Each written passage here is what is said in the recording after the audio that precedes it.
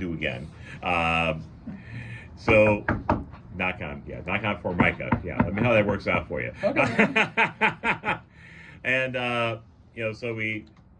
so I invited Brian to come on back here. Give him a reprieve and give him a show. More. It's going to be more geared towards himself here this evening. So I'd like to welcome. He's a local actor. He has done a lot of extra work. He's actually been on numerous shows such as Chicago Med, Chicago Fire, Shameless. PD. You can talk on the mic here. Shameless. Yeah. Nothing to be ashamed of. Yeah. Season 8, Episode 8. I was Mauricio. What is it? Season 8? Episode 8. I haven't even gotten that far. Yeah. Well, I mean, actually, my wife and I, we've been watching it. We have to be in the right mood to watch it. I was actually It's a little wearing. harsh. I was wearing this sweatshirt in the scene. Really? Yeah. Oh, wow. Yeah. Ah, Oh, cool. that's such a, and then the Rick and Morty right under it. Well, Welcome to Brian Seychelle. hello. How you doing? Hi everyone.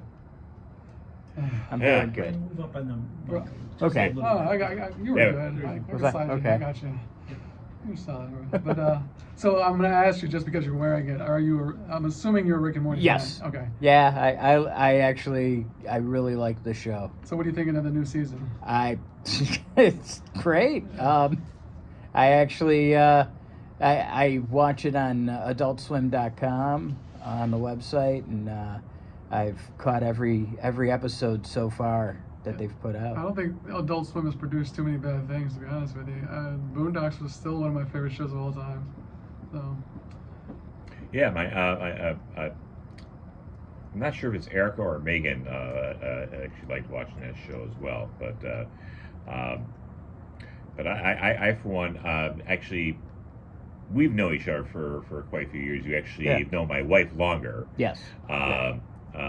So where I knew Brian from was some of these haunts that we've done, and believe me when I tell you, when I seen him, in his haunt getup, it was like freaky.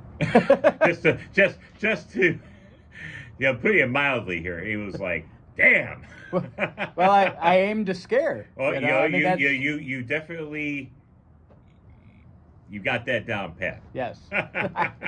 I've been doing that since 1997, so I would hope so. Ah, Yeah. wow. look, since you're on that topic, I'm gonna ask you, since you're sitting there and me being a horror fan, Okay.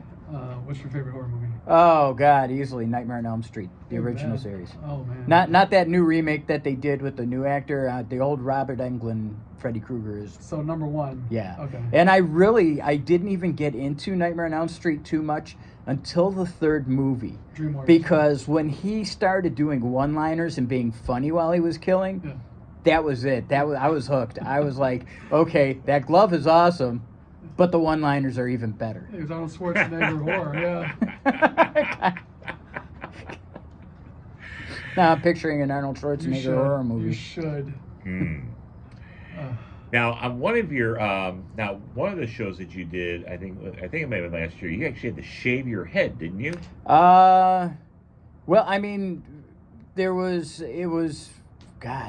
a few episodes of Chicago Med that I was in where I was playing just kind of a background character. I was playing a heroin addict in a recovery center. Well, not even a recovery center. It was like a center where people could do drugs safely with like needles and everything. And one of the like main doctors was coming in every now and then helping with supplies and medical help and whatever in the episodes. I really I didn't pay much attention to it as far as like the plot line of it. I just knew I was supposed to look like I was like trying to tie my arm off and give myself an injection, and that was it was a little dark. I was nodding off. In one episode, I was laying in one of the cots, looking like I was just strung out. But for one of the series that's currently in pre-production, it's Kara Lestrange and the Chicago Wizards. It's kind of a spin-off from Harry Potter.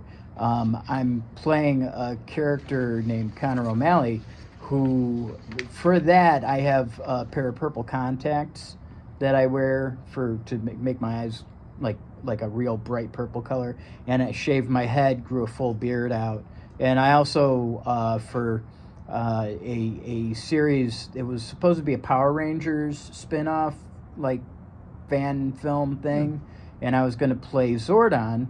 Right. What happened with that?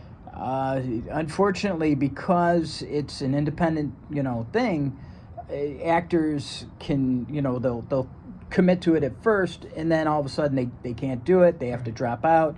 And when you're constantly trying to get new actors in to fill the place, and then you have to do reshoots because Blue Ranger isn't the same Blue Ranger as you started with. Red Ranger changes up. It gets to be a kind of a kerfuffle, and it doesn't always go through all the way to the end. It's already hard enough getting together to do a paid project that pays astronomical amounts of money. Yeah, and Right. so when you're doing it for free and Yeah. and the production doesn't have a big budget to work with, and they're basically just kind of trying to find people that'll be willing to commit, it's hard. That's what you ever see 5/25/77? The Star Wars movie was done by Patrick Reed. I think. No. So it's about the opening, or about the day it came out. A guy, Kid Waukegan, goes to see the movie.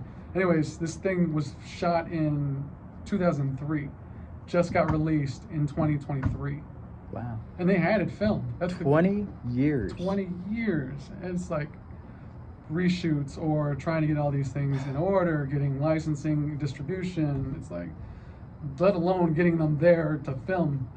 Like Colleen Camp they said it was really hard to get her to just be there Yeah. to film, and she's paid. So it's like, yeah. Yeah. Yeah. So tell me a little more about this